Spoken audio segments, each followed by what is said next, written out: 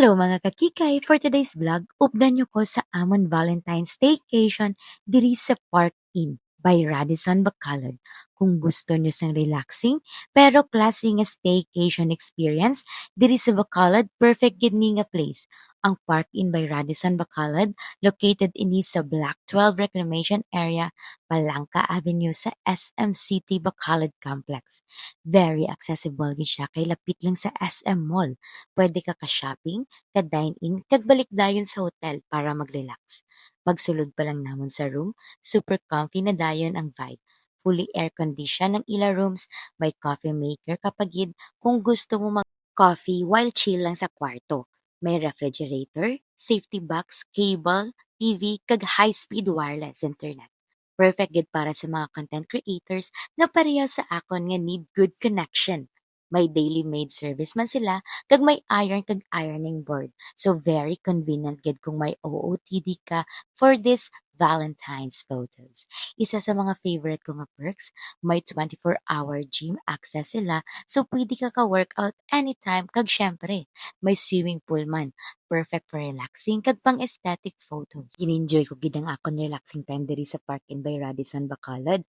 Pag-abot ko sa pool area, mabatsyagan mo gid dayon ang katawhay kag kapresko sang hangin. Limpyo kag nami gid ang ila swimming pool. Perfect gid para mag-relax kag magpalamig di labi na kung mainit ang panahon.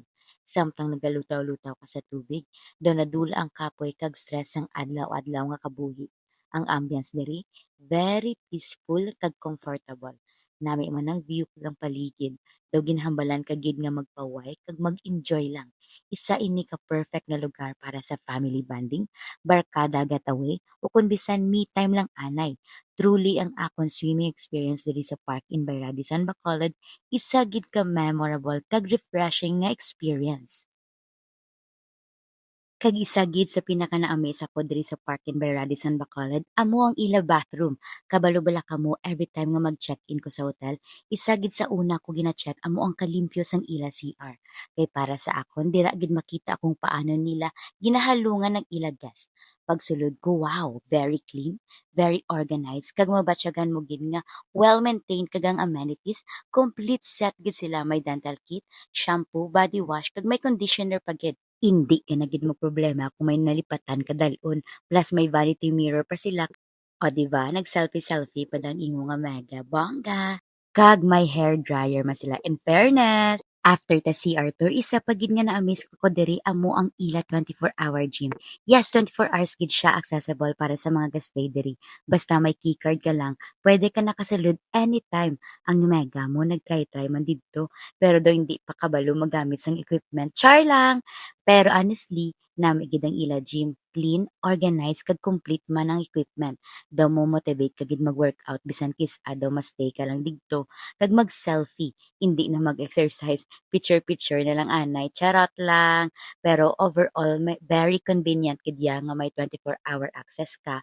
Perfect para sa mga early bird o kun mga night owl nga gusto mag-gym bisan ano pa oras. Di bala? Gusto mo na? Gusto ko na mga kakikay! Sa ila services naman, very convenient gid. May car rental, laundry, kag dry cleaning service. Free on-site parking, kag room service kung gusto mo mag-chill lang sa room all day. Accessible man ini sa tanan kay may wheelchair access sila sa common areas kag may wireless internet sa public areas.